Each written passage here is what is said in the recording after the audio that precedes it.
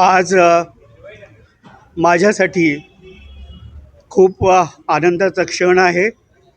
14 वर्षानंतर शिवसेनेमध्ये माझी घरवापसी झाली.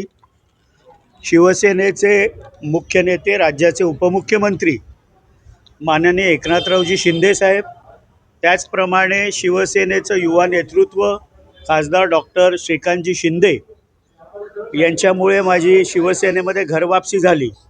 खरं तर असंख्य आठवणी धर्मवीर आनंद साहेबांच्या या वास्तूशी जोडलेल्या आहेत. माझं लहानपण मला आठवतं की माझे वडील स्वर्गीय खासदार प्रकाश परांजपे साहेबांबरोबर, म्हणजे मी 3री-4थीत होतो तेव्हापासून या वास्तूमध्ये यायचो. माझ्या वडिलांबरोबर काम केलेले ज्येष्ठ शिवसैनिक विलासजी जोशी असतील, दिलीप साने असतील, पांडुरंग पाटील असतील, शहर प्रमुख हेमंत पवार असतील, अभिजित दरेकर असतील, सर्वच म्हणजे कुटुंबामध्ये परत आल्यासारखं वाटतंय. आणि तोही क्षण मला लक्षात आहे. मागच्या खोलीमध्ये 2008ला शिंदे साहेबांनी बोलवलेलं आणि सांगितलं तुला बाय इलेक्शन लढायचे. म्हटलं साहेब मी तर कधी इलेक्शन लढलोच नाही आहे. पण तू कशाला घाबरतो, मी तुझ्या मागे आहे ना. दिघे साहेबांचा आशीर्वाद आहे, नावामध्ये तुझा आनंद आहे. आणि हे ठाणा शिवसेनेचं आहे, दिघे साहेबांचं आहे. या आठवणी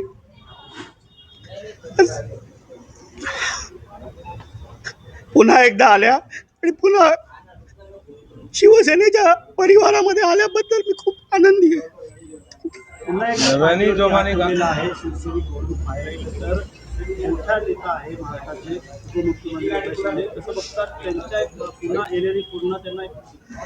ती जे जबाबदारी संघटनेमध्ये मला देतील ती प्रामाणिक शिवसैनिक एक कार्यकर्ता म्हणून मी पार पाडीन.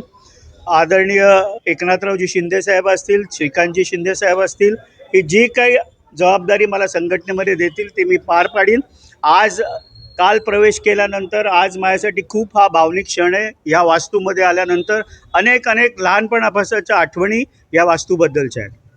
आणि इथे कायम आल्यानंतर दिघेसाहेब आजही त्या खुर्चीमध्ये बसून बघतायत आपल्याला.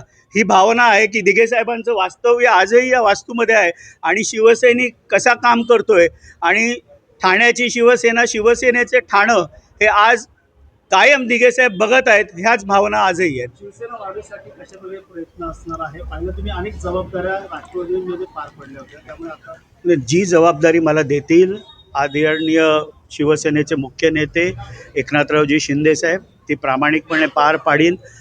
शिवसेनेमध्ये पुन्हा प्रवेश घरवापसी करत असताना मी अत्यंत प्रामाणिकपणे कुठल्याही प्रकारची इच्छा व्यक्त केली नाही. केवळ संघटनेमध्ये काम करण्याची मला जबाबदारी द्या एवढंच मी त्यांच्याकडे मागितलं होतं आणि ती जे जबाबदारी देतील ते मी प्रामाणिकपणे पार पाडेन. त्यामुळे कुठे डावण्यात आलं होतं, विधान परिषद असेल या काही. कालच मी स्पष्टपणे राष्ट्रवादी काँग्रेस पक्षाचे देखील आभार व्यक्त केले. राष्ट्रवादीतला माझा प्रवास हा श्रद्धेय शरद पवार साहेबांबरोबर, स्वर्गीय अजितदादा पवार असतील, सुप्रियाताई सुळे असतील, प्रफुल्ल पटेलजी असतील, आत्ताच्या राष्ट्रवादीच्या राष्ट्रीय अध्यक्षा, राज्याच्या उपमुख्यमंत्री सुनेत्राताई पवार असतील, पार्थ पवार असतील, जय पवार असतील, सगळ्यांचे मी मनापासून आभार व्यक्त केले. संघटनेमध्ये मला जबाबदारी दिलेले त्यावेळेचे प्रांताध्यक्ष खासदार सुनील तटकरेजी असतील, त्यानंतर प्रांताध्यक्ष म्हणून जयंत पाटील साहेबांनी काम बघितलं, दोघांचेही मी आभार व्यक्त केले.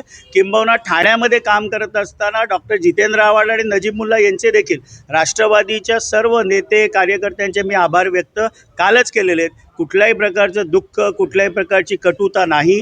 राष्ट्रवादी काँग्रेस पक्ष देखील महायुतीमधला एक घटक पक्ष आहे आणि भारतीय जनता पार्टी, शिवसेना आणि राष्ट्रवादी काँग्रेस पार्टी हे महायुतीचे पक्ष असल्यामुळे कुठल्याही प्रकारची कुठलीही कटुता नाही. मात्र जाताना कुठेतरी तुम्ही पत्र दिलं होतं सुनेत्राताईंना, बोलणं झालं का मोठ्या नेत्यांशी, सुनेत्राताईंशी, तटकरेंशी, का तुम्ही या ठिकाणी समजूत काढली जाणार होती? असं आहे की त्याबाबतची स्पष्ट भूमिका शिवसेनेचे मंत्री माननीय उदय सामंत साहेबांनी स्पष्ट केलेली आहे. वरिष्ठ पातळीवर राज्याचे उपमुख्यमंत्री, शिवसेनेचे मुख्य नेते व त्यानंतर स्वतः उदय सामंत यांनी सुनेत्राताईंशी बोलणं केलं, जय पवारांशी बोलणं केलं, खासदार सुनील तटकरेंशी बोलणं केलं आणि त्यामुळे शिवसेना आणि राष्ट्रवादी काँग्रेस पार्टी कुठल्याही प्रकारचा संघर्ष नाही किंवा कुठल्याही प्रकारची कटुता देखील दोन्ही पक्षांमध्ये नाही.